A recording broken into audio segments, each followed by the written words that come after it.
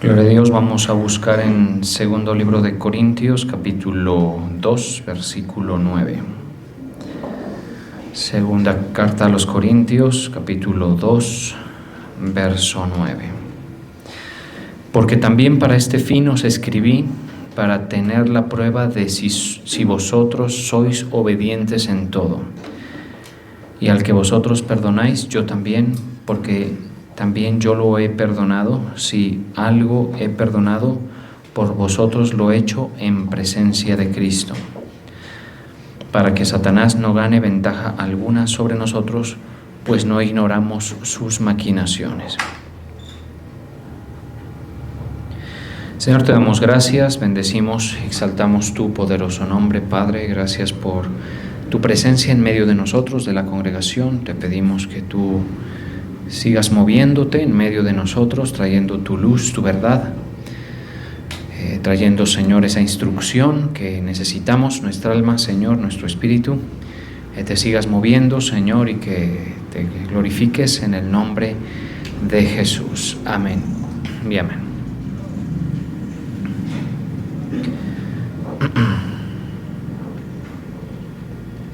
Dice: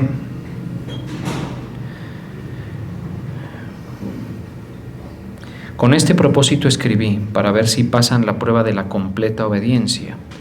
A quien ustedes perdonen, yo también lo perdono. De hecho, si había algo que perdonar, lo he perdonado por consideración a ustedes en presencia de Cristo, para que Satanás no se aproveche de nosotros, pues no ignoramos sus artimañas.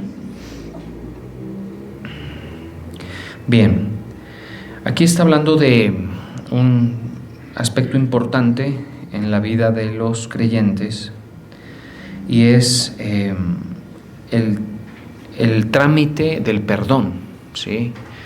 Como un aspecto clave, digámoslo así, de uno más de los aspectos en los cuales tenemos que cederle al Señor, digamos, o ceder al Señor, mejor, esa resistencia que normalmente hay en nosotros a todo lo que viene de parte de Él, como concepto, como enseñanza, como dirección. Entender que lo que normalmente ocurre es que nosotros vamos presentándole al Señor resistencia ante sus verdades, por ejemplo.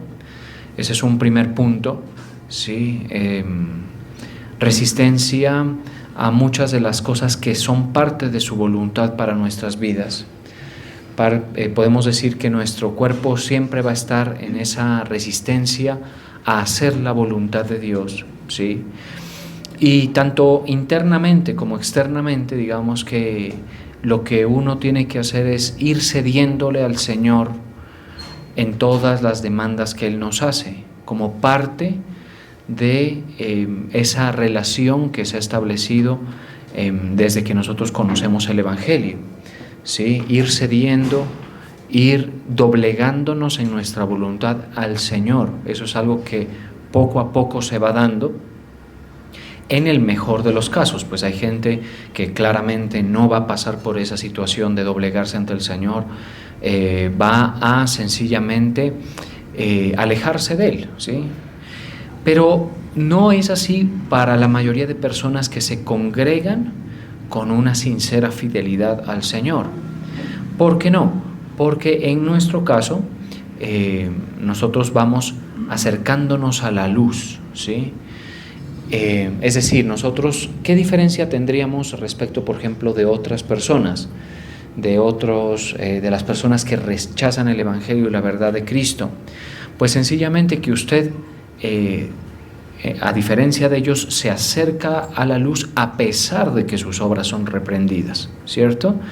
Mientras que el mundo en general no se va a acercar a la luz, sino que se va a alejar de ella, ¿sí? Amarán más las tinieblas que la luz, y sus obras perversas también las amarán más. Entonces no se van a acercar. Pero los creyentes en Cristo, los que se congregan, los que militan en la fe del Hijo de Dios por la persuasión en el Evangelio, pues por lo menos teóricamente son distintos en ese aspecto.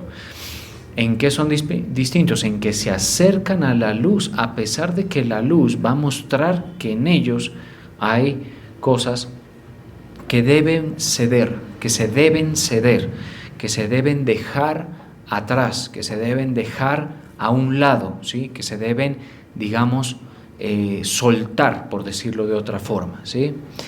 Aquellas cosas en nosotros que son malas prácticas, aquello que son los pecados, aquello que es la vida conforme a una mentalidad de impío y de una persona que está en tinieblas, todo ese tipo de cosas, entre las cuales está también la obediencia al Señor en el aspecto del perdón, también eso se parte.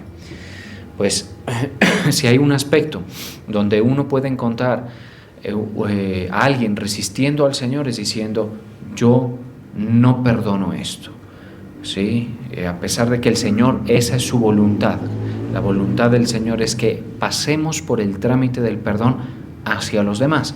A pesar de eso, la gente puede decirle, no, eso no lo voy a hacer yo, eso no lo voy a permitir, o no voy a dar ese paso, no voy a soltar en ese aspecto. En realidad, ese es solo un aspecto en los muchos, en los que muchas veces la gente se resiste a la voluntad de Dios, ¿sí? Diciéndole no. Aquí habla de la obediencia completa, mire lo que dice, porque también para este fin os escribí, para tener la prueba de si vosotros sois obedientes en todo. O sea, una de las vocaciones que comienza a generarse, a aclararse y presentarse en nuestras vidas por medio de la revelación del Señor es la obediencia a Dios en todos los aspectos. Ceder con el Señor, ceder a la voluntad de Dios. ¿Me doy a entender? Es algo que debe ocurrir. Sí, mire que el apóstol Pablo les habla a los corintios, que son una iglesia que recibe bastantes reproches de parte de él, digamos, llamados de atención, pero les dice, les escribo esto para ver o tener la prueba de si son obedientes en ese aspecto también, porque de lo que se trata es que nosotros obedezcamos el sentir del Señor, que vayamos en dirección del sentir que Él tenga para nuestras vidas, no que nosotros tengamos. ¿Estamos de acuerdo? Si eso significa soltar algo que creíamos que hacía parte de nuestra vida o de realidad o deseo, debe quedarse atrás. Si eso significa perdonar, por supuesto que también hay que hacer el trámite de perdonar, así como muchos otros aspectos que son trámite para nuestra nueva vida en Cristo, para nuestra práctica de fe. El perdón es uno de ellos. Poco se habla de esto, pero desde etapas tempranas de la revelación de Dios hacia el hombre, mostró que a Él le interesa el perdón como trámite, que es importante el perdón como trámite. Tanto es así que en el Antiguo Testamento se indicaba, en la ley se decía que debemos perdonar para que Dios nos perdone. De ese nivel era en el Antiguo Testamento. Si miramos, por ejemplo, algunos de los versos que soportan esto, vamos a encontrar lo que el mismo Señor Jesús dice, ¿no? En Mateo 6:14, por ejemplo, dice, y cuando estéis orando, porque si perdonáis a los hombres sus ofensas, os perdonará también a vosotros vuestro Padre Celestial. O sea, el incentivo es recibir de Dios el perdón, y nosotros se nos invita a hacer el trámite del perdón, a pesar de que uno no lo sienta en algún momento, no lo quiera en algún punto, ¿sí? Se sienta ofendido, se sienta atropellado, se sienta maltratado por muchas cosas. Uno tiene que pasar por esta reflexión. ¿Por qué? Porque según el sentir de Dios, desde los tiempos de la ley, ya les estaba otorgando perdón a aquellos que perdonaran. Mucha atención a esto. Si dice, os perdonará también a vosotros vuestro Padre Celestial. Mas si no perdonáis a los hombres sus ofensas, o sea, ¿qué significa esto? Que nosotros debemos ceder eso, ¿sí?, a la voluntad de Dios, que en todo conflicto, dificultad u ofensa debemos tender al perdón. Debemos resolver eso en nuestros corazones perdonando la ofensa. Esa es la voluntad de Dios, una de las voluntades de Dios que debemos hacer para agradarle en ese aspecto, para ceder en ese ámbito a la voluntad de Dios. ¿Sí? Debemos tender en todo conflicto. Es decir, que la búsqueda de la solución del conflicto primero empieza con la voluntad de decirle: Señor, yo cedo ante esta situación. Queda perdonado, resuelto esa ofensa que yo considero que se me ha hecho. Que a veces hay que ser claros, ¿no? y muy, muy puntuales en admitir que muchas veces la gente sobredimensiona las ofensas o las actuaciones, ¿sí? Y Satanás es muy hábil para mudar el aspecto de las cosas. Recuerdan que estuvimos viendo ese punto, ¿cierto? Hace unos cuantos cultos, tomando como ejemplo la obra de Joab con una mujer que trataron de, y lograron, no es que trataron, lograron confundir o alterar el juicio de David, el rey, respecto de su hijo de Salomón, Absalón, mudando el aspecto de las cosas. ¿Sí? Entonces muchas veces el enemigo Satanás se va a aprovechar del orgullo personal, se va a aprovechar de las circunstancias personales para mudar el aspecto de las cosas y hacer que la ofensa sea puesta en un nivel mayor al que debe estar. ¿Sí? Pero supongamos que usted sí fuera un ofendido, un ultrajado, una persona que sufrió un agravio por un padre que no estuvo, por ejemplo, por un padre que no dejó ejemplo, por un padre que no proveyó, por una madre que hizo las mismas cosas, incluso más puede ser, ¿sí? Por X persona, hermano, familiar, cualquier cosa que hace algo constantemente que a usted lo ofende, lo incomoda, lo minimiza, cualquier cosa de estas. Pues, ¿qué dice el Señor? Que el trámite debe ser el del perdón por estar en la voluntad de Dios. Así ese perdón aparentemente no conduzca a nada, ¿sí? Pero debe haber eso, ¿sí? Aparentemente el trámite del perdón pueda que no conduzca a nada. Y aquí en el verso que citamos, leamos, el apóstol Pablo dice algo que también es útil para nosotros. Dice: si algo he perdonado, por vosotros lo he hecho en presencia de Cristo. O sea, nuestra práctica de fe y la resolución de nuestros conflictos internos, atención a esto, se hace en presencia ¿de quién? De Cristo, no en presencia de la gente, ¿sí? No a la vista de las personas, ¿sí? Aun cuando a veces sea necesario hacerlo, pues a la vista de las personas, ¿no? Pero el real, el auténtico trámite del perdón y muchos otros aspectos debe hacerse en presencia del que importa, de Cristo, que es quien lo ve, ¿sí? O de Dios, también podemos decir, en presencia de Dios. Eso es lo mismo que opera o, digamos, podemos encontrar sustentado en que todos los trámites personales, resolución de conflictos internos, y también demostraciones de calidad son en lo secreto al Señor. Por eso dice que cuando oremos debemos cerrar la puerta y orar en lo secreto. Y nuestro Padre que ve en lo secreto, ¿qué dice? Nos recompensará en público. Entonces ahí en lo secreto es donde la persona resuelve sus asuntos con el Señor, delante de Dios. El asunto que le duele de la persona que le hirió, de la persona que le ultrajó, ¿sí? Así eso no conduzca a nada aparentemente, porque usted dice: no, pero es que no vamos a volver, dirá alguna persona, no necesitamos estarnos viendo, no.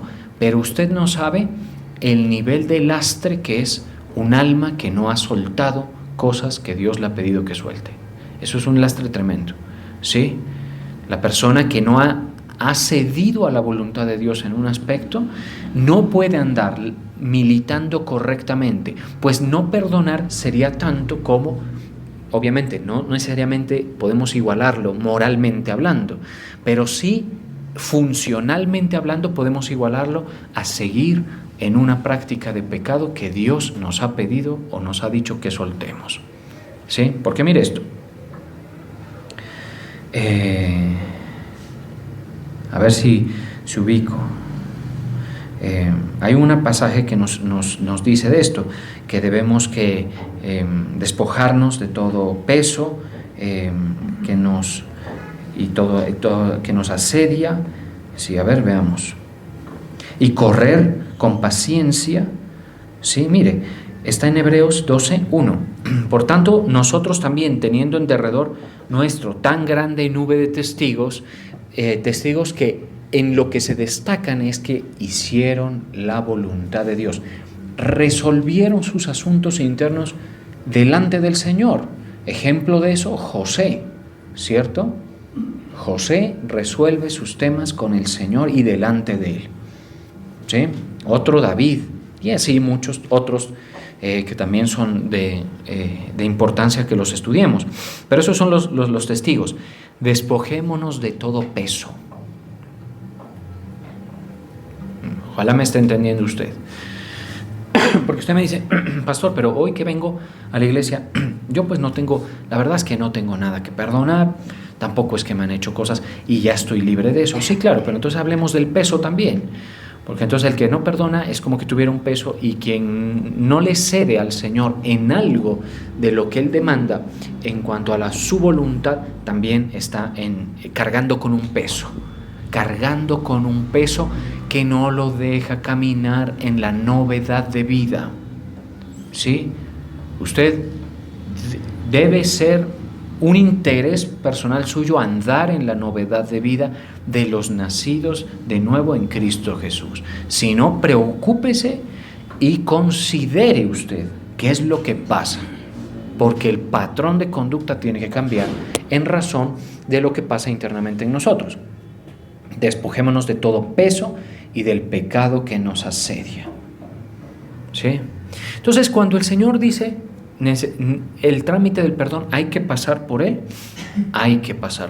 bien por las personas que no han tenido padres deficientes quizá, en fin, con cualquier situación, o no han tenido grandes ofensas que resolver, pero sabe que en nuestras relaciones siempre nos vamos a dar cuenta que por lo general el enemigo va a tratar de agrietar nuestras relaciones, y sobre todo las más convenientes. ¿Sí? Por eso el trámite debe ser interno con el Señor, antes de que eso llegue a niveles, digamos, que perjudique una relación que está bendecida por el Señor. Debemos cuidar eso mucho. El enemigo es tremendo en ese aspecto, ¿sí? Muy hábil para conseguir eso. Entonces usted dice, ¿qué provecho va a tener que yo perdone si no cambia, por ejemplo, ¿no? Tú perdónalo en presencia de Cristo, o perdónala en presencia de Cristo, y compórtate temiendo al Señor. Esa relación puede ser que se acabe, puede ser que sea inviable, puede ser que no sobreviva, porque basta con que uno esté en un camino digámoslo así, de engaño, de error, para que las cosas no marchen, ¿sí? Pero usted habrá cumplido su parte delante del Señor. ¿Me doy a entender? Como una persona que ha creído el Evangelio y que pretende o desea estar en la voluntad de Dios. Y corramos con paciencia la carrera que tenemos por delante. ¿Por qué? Mire, uno no puede correr esta carrera puesto los ojos en otra cosa que no sea Cristo. ¿Está siguiendo, iglesia? ¿Sí? Uno no puede seguir esta carrera con los ojos puestos en otra cosa que no sea Cristo. ¿Sí? Si usted ha corrido esta carrera hasta ahora con algo puesto en su mente que es más grande que Cristo y digamos que tapa u obstruye la mirada hacia el Señor, por lo general ahí es donde vienen los desaciertos, los extravíos, las caídas. ¿Sí? Nosotros corremos este camino no porque el Señor nos vaya a bendecir solamente, aunque es capaz, muy competente para hacerlo, por supuesto el Señor. No lo corremos esta carrera pensando en construir un horizonte para nosotros, digamos, que se conforme a todas nuestras aspiraciones, tanto nobles como viles, porque ya estuvimos viendo también hace unos cuantos cultos que en nuestro ser hay vileza. Sí, entonces ahora peor hablamos de los viles, pero ni los nobles ni los viles, ¿no? No se puede correr esta carrera con eso en el horizonte. Si usted está corriendo esta carrera, ¿sí?, con su mira puesta o sus ojos puestos en otras cosas que no son Cristo, algún tropiezo va a tener, y no es que se lo desee yo, ni más faltaba, a mí que me interesa eso, ¿estamos de acuerdo? Eso no hace parte de mi preocupación, pero es el resultado de la experiencia, de observar a los militantes caer y también andar, ¿sí?, y acertar. No, debe cambiar. Nuestros ojos deben estar en Cristo, no en el negocio. No debe estar en Cristo, no en las ambiciones personales. En Cristo y no en las aspiraciones de tener lo que deseamos. ¿Sí? Corriendo así, entonces hay cosas que tienen que quedarse a un lado, ¿no? Y una de las cosas que tienen que quedarse es aquellos trámites de perdón que se deben hacer para los demás, ¿sí? Imagínense que me llama mucho la atención a mí porque mucho se habla de Pablo y su calidad, pero la iglesia del primer siglo tuvo que perdonar a Pablo. O sea, Pablo era de esos personajes que no tenía por qué ser querido por los cristianos del primer siglo. ¿Estamos de acuerdo? Uno se centra en el apóstol Pablo porque es una persona muy usada por el Señor y todo eso. Sí, pero las primeras veces que debieron escuchar a Pablo, los cristianos de Jerusalén y de otras localidades lo hacían con temor. ¿Sí? ¿Por qué lo hacían con temor? Porque ese era un ex perseguidor. Él había asolado a la iglesia. Algunos los había echado en la cárcel. Era súper, digamos, por decirlo, como radical en ese sentido, ¿sí? Y gozaba, digamos, de unas ciertas facultades que la institución le transfería para perseguir, para echar a la cárcel a las personas. Estuvo en la lapidación de un siervo muy célebre y bastante orientado y respetable como es Esteban. Entonces, la iglesia incluso va a tener, mire, que cubrir con perdón o aceptar a alguien que Cristo ponga y establezca y dejar atrás las suspicacias, dejar atrás todo lo que se deriva de una reputación de perseguidor. Bueno, les dejo ese dato, ¿no? Es interesante, ¿sí? Aunque por ahí le oran, ¿no? Por ahí le ora, y Ananías creo que le dice, ¿y este no era el que perseguía? Sí, tranquilo, dile que yo le voy a enseñar lo que es necesario que padezca por haber perseguido mi nombre antes. Eso lo va a pagar, tranquilo, yo me encargo. Porque con el Señor las cosas son así. Pero lo que trato de construir como argumento es la necesidad de que todo trámite es delante del Señor y la carrera se corre con Cristo, viendo a Cristo nuestro Señor. ¿Sí? Si eso no está así, usted no es un discípulo que esté funcionando bien, digámoslo así. Yo no me atrevo a descartarlo del todo, pero usted está con un mal funcionamiento espiritual, que lo va a llevar a extravíos. Usted va a acelerar los tiempos del Señor, se va a proveer cosas, se va a proveer soluciones, ¿sí? Va a cargar con peso que no debe cargar para la práctica de la fe, y entonces luego la gente, y esto hemos venido nosotros hablando de esto, luego la gente se confunde, ¿sí?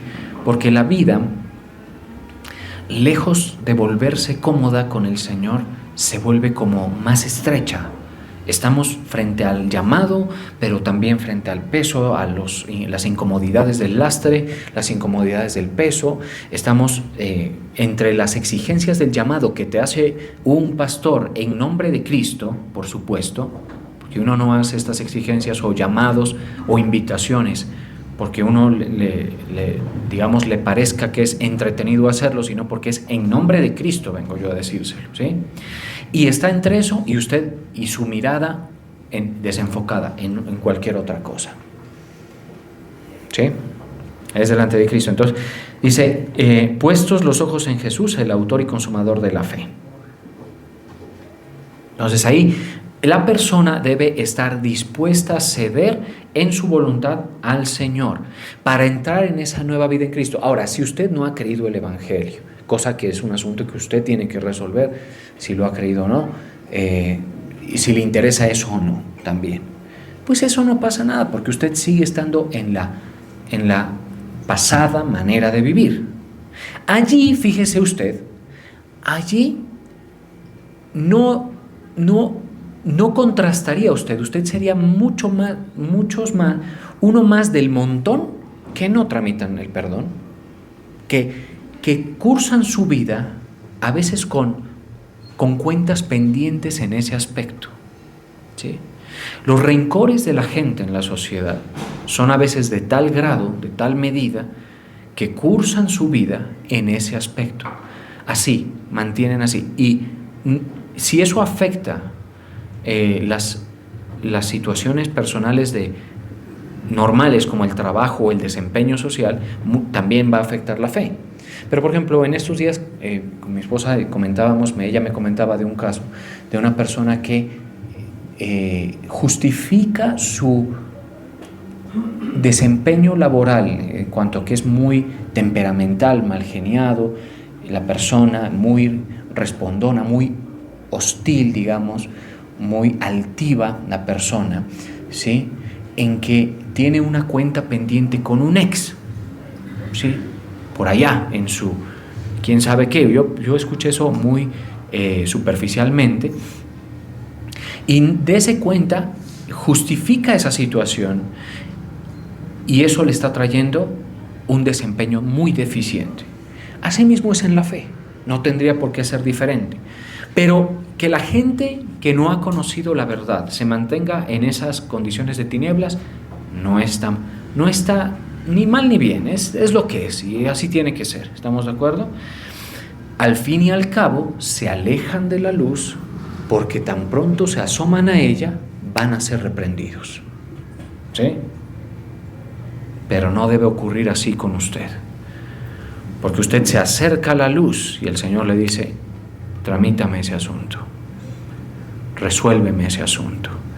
Pero es que va a la misma iglesia, yo conozco que no es una persona que merezca mi respeto, que merezca ¿sí? O que merezca mi consideración. Entonces el apóstol Pablo también le dice a Filemón, le dice: mira, la cosa es que Onésimo se convirtió, ¿sí? El caso es que Onésimo se convirtió y ahora es obrero como tú. Y a Filemón, Onésimo le hizo unas truhanerías previas a su conversión, ¿sí? Y ¿sabe qué le dice? Recíbemelo como a hijo y ponlo en tu ministerio a trabajar. Y entonces nosotros vemos a los creyentes que no se pueden a veces ver, ni hablar, ni tratar gentilmente, ¿sí? Con ofensas, perdóneme la palabra, ridículas dentro de la iglesia, ¿sí? Que no me saludó. De ese nivel de orgullo somos, ¿sí? O que nos peleamos porque me cogió el banderín, dirá alguna doncella, ¿sí? ¿Sí? O porque ese es mi puesto y ese es el que me gusta a mí, o me pidieron que me cambie cuando yo ya estaba ahí sentado, ¿sí? Ese tipo de cosas son minúsculas, pero así la gente suele ceder ante las demandas del orgullo y pelear los unos con los otros. Así mismo es en el hogar. En el hogar nos dicen algo, a veces sin proponérselo, y uno lo toma como ofensa, y uno lo malinterpreta, y uno lo saca de dimensión. Eso es simplemente, ¿sabe por qué es eso? Porque se corre la carrera con uno en el centro. Así es el asunto. Y así no se la debe correr. ¿Sí? Porque aparte, ninguna carrera es tan pequeña como tú en el centro. ¿Sí? Ni siquiera el hogar. El hogar es más grande que uno. Por eso el hogar, cuando uno lo asume, ya uno tiene que minimizarse en virtud del hogar. ¿Estamos de acuerdo? Así es como funciona. Y vale la pena, por supuesto que lo vale. Porque el hogar es más que una persona. A veces son dos, cuando es pareja. Cuando ya son hijos, son los que son, pues. Pero es mucho más importante. ¿Estamos de acuerdo? La fe no se puede correr con usted en el centro.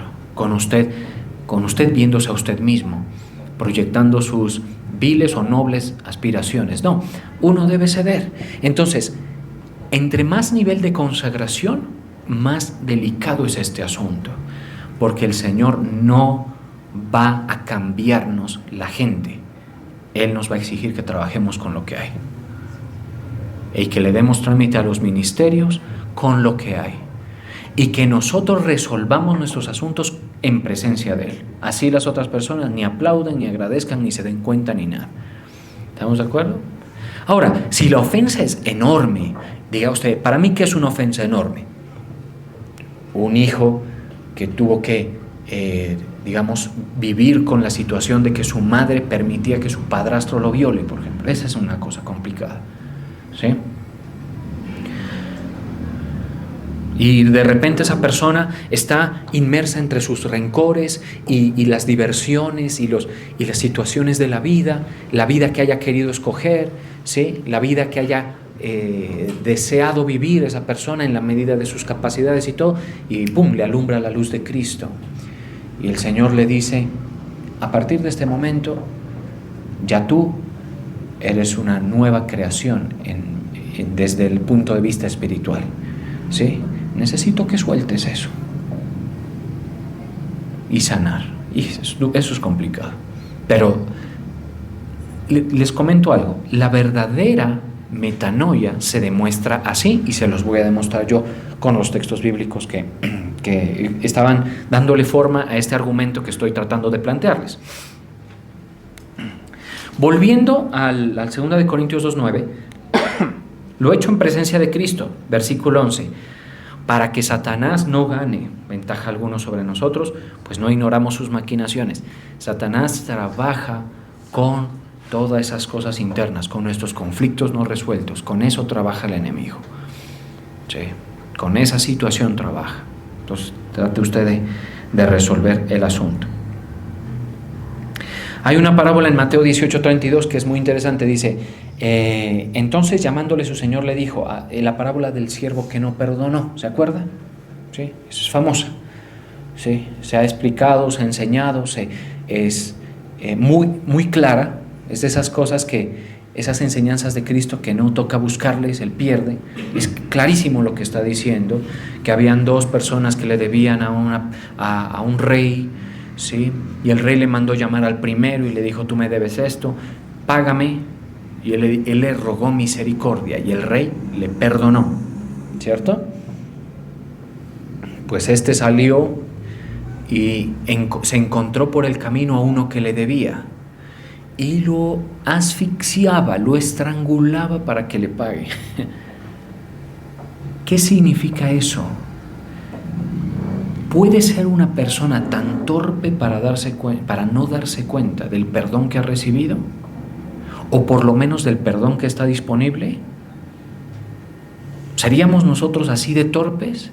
Pues esa persona representa al que no se ha arrepentido, al que no ha tenido metanoia, no se ha dado cuenta, él no se considera pecador.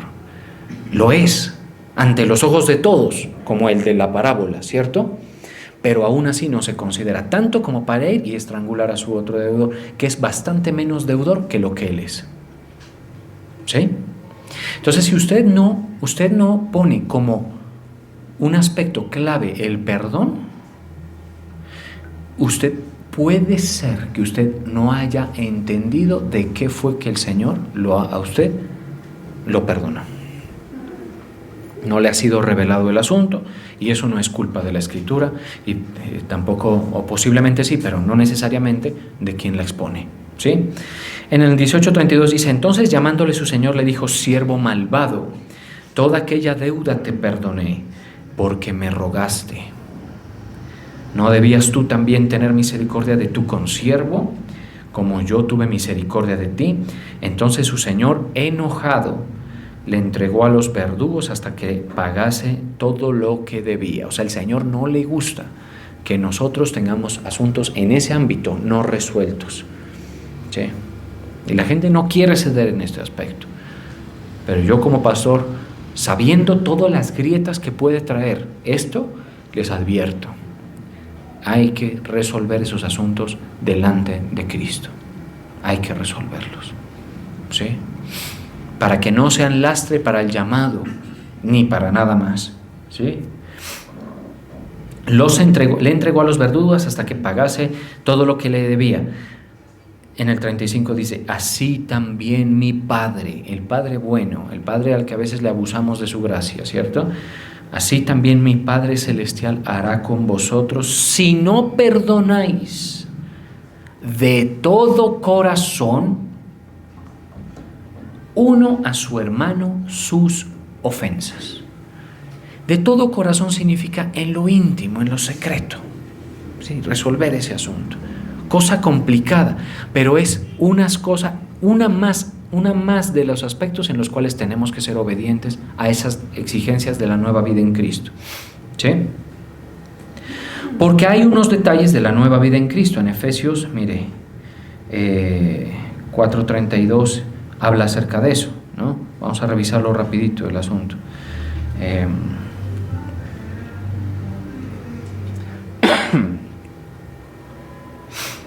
Mire lo que dice Efesios 4:22. Y vamos a leer unos cuantos versículos que van a darle también marco y pilar a todo lo que estamos comentando. Efesios 4:22 dice, en cuanto a la pasada manera de vivir, despojaos del viejo hombre. Dice que está viciado conforme a los deseos engañosos. Mire, el Señor nos pide que nos despojemos del viejo hombre que está en nosotros, pero nos impregna de una mentalidad. Una mentalidad, les voy a decir cómo es esa mentalidad, mezquina, que va detrás de los placeres, ¿sí? que está viciado conforme a los deseos engañosos. En otras palabras, podríamos decir, a ver si puedo enlazar estas dos. Sí, dice, la cual está corrompida por los deseos engañosos. Esa es la característica. Sí, todo para el viejo hombre son deseos, pero son engañosos. Cree que ahí va a encontrar la solución, el reposo del alma, va a encontrar ahí el alivio, va a encontrar ahí. Todos son deseos, pero eso es de lo cual nos debemos despojar. Sino renovaos en la actitud de su mente, así dice la Nueva Versión Internacional. En otras palabras, renovaos en el espíritu de vuestra mente. O sea, usted debe, para que lo entienda, una frase que se usa mucho, cambiar el chip cuando ya ha creído el Evangelio. Y es que su vida tiene que limpiarse, digamos, de muchas cosas. Sí, por eso es que a uno ya no le interesan ciertas cosas. Sí. A uno no le interesa que la rumba, a uno no le interesa eso. Uno, cuando se ha adaptado a la nueva vida en Cristo, uno lo ve como una actividad sin provecho, de disolución y para nada satisfactoria. ¿Sí? Para nada satisfactoria. Más rico desde el punto de vista incluso hasta carnal es dormirse temprano. ¿Sí? Sí, alguien dirá, no, es que usted es un aburrido, por eso ya lo conocemos. ¿Cuál es sí. Pues te digo que no. Sí, yo sé que muchos de ustedes no piensan así, pero si hay alguno que lo piensa, pues aquí te respondo. ¿Sí? No soy un aburrido. ¿Sí? Prefiero vivir así. ¿Sí? Me gusta más vivir así. ¿Sí? Llegar a mi casa, donde mi familia y mis hijos, después de trabajar, por ejemplo, estar con ellos, ¿sí? Hacer las cosas que a mí me gustan, que el Señor me da margen para hacerlas, que si el deporte, que si la música, que una cosa, que la otra, ¿sí? Eso para mí es mucho mejor, ¿sí? Descansar bien, para mí eso es mucho mejor, ¿sí? ¿Y qué veo en la sociedad? Veo gente viviendo una vida de desenfreno que deja vacíos, deja cansancio, deja desprovista a la gente. Veo un estilo de vida que no corresponde con una vida dedicada al Señor en absoluto, ¿sí? Y no es una vida deseable. O sea, yo honestamente digo, no, a mí no me llama la atención eso, ¿sí? Si a usted, por ejemplo, le llama la atención y usted ha creído en el Evangelio, ¿usted qué debe decir? Ese es mi viejo hombre, es que lo acostumbré a eso, ¿sí? Yo lo tengo acostumbrado a eso, lo tenía acostumbrado a eso, ¿sí? Amanecer en la calle, por ejemplo. ¿Qué va a ser lujo eso, hermano? ¿Sí? ¿Sí? A perderse un buen número de días donde ni comen, solo beben, ¿sí? Feo, o sea, es un desastre. Y así en muchos aspectos, ¿sí? También uno le ve, por ejemplo, insípido, inoficioso y fatigoso. Eso, por ejemplo, de necesitar estar en las correrías y en los afanes y en todos estos temas políticos. Si alguien de nosotros tiene eso, uno no dice que eso es pecado, simplemente eso es una red muy brava de desenredar. La vida que el Señor quiere es una vida reposada, confiando en Él y viviendo en su voluntad, ¿sí? La persona que está en esa situación debe orar para que ese horizonte se dé. Porque obviamente una persona que está en eso no está en servicio y dedicación al Señor, ¿sí? No, tiene que pasar a la reestructuración de la vida, y eso no es fácil. Y así en general, muchísimas otras cosas. O sea, no hablamos de los más reprobables y viles de los comportamientos, sino hay cosas que parecen ser positivas, pero que están amalgamadas, totalmente integradas a un comportamiento del viejo hombre. ¿Me doy a entender? Uno debe proceder a otro estilo de vida y debe pedírselo al Señor. Es más, cuando usted le dice, Señor, yo quiero vivir esa vida que tú quisieras que yo viva. ¿Quieres que yo esté corriendo así todo el tiempo? ¿Sí? Procurando alcanzar metas para la empresa, una cosa y la otra. ¿Quieres que yo esté en esto así? ¿Quieres que yo tenga estas situaciones personales en mi vida o no? ¿O qué quieres? Y te aseguro que el Señor quisiera que tú tengas un trabajo que te permita oxigenar la mente, que te permita acercarte a la verdad, dedicarte al Señor, hacer cosas que estén todas destilando, de la vocación de la fe. Ojalá me esté dando a entender, porque si eso no hace parte de tu deseo, entonces tú te vas a resistir, ni vas a tramitar el perdón, ni vas a tramitar muchas otras cosas. Te vas a quedar agarrado de eso que tú consideras tan bueno, pero que el Señor sin duda no te lo está aplaudiendo, Si lo que estás tú caminando es de pecado, peor aún, ¿sí? Por eso dice, conoce, el fundamento del Señor es este: conoce el Señor a los que son suyos, apártese de iniquidad todo aquel que invoca el nombre del Señor. Si no se aparta, usted no es de Dios, no es de los suyos. No le eche más cabeza al asunto.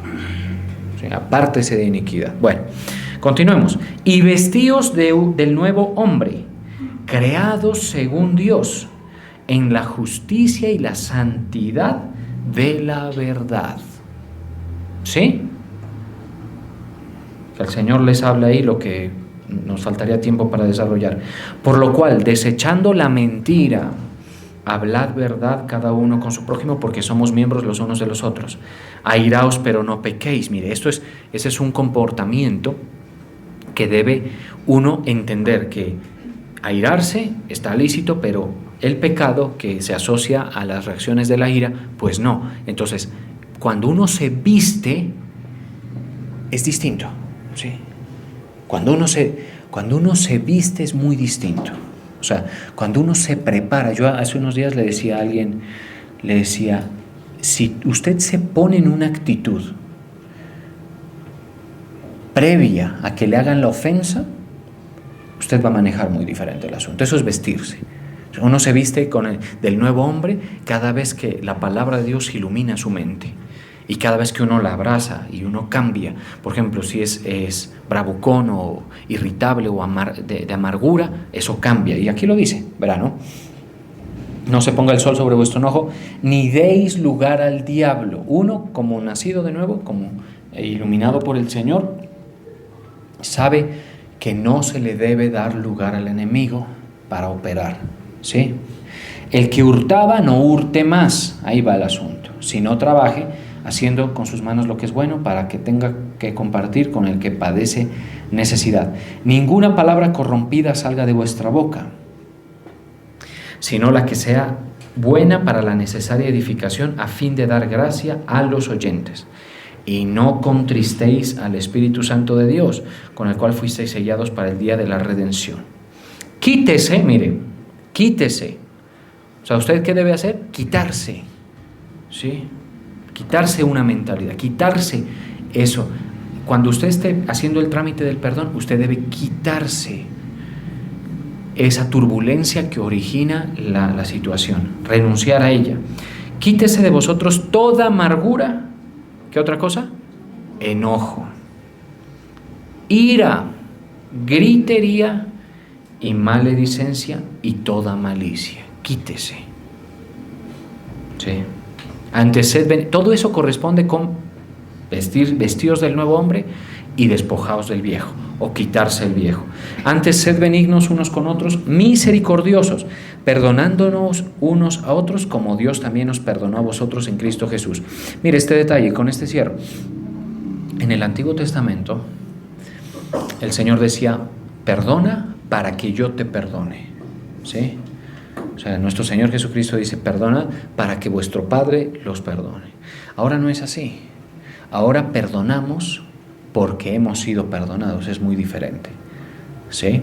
Y eso le debe dar mucho más, digamos, combustible a nuestra vocación de resolver los asuntos. En general, en todos los aspectos.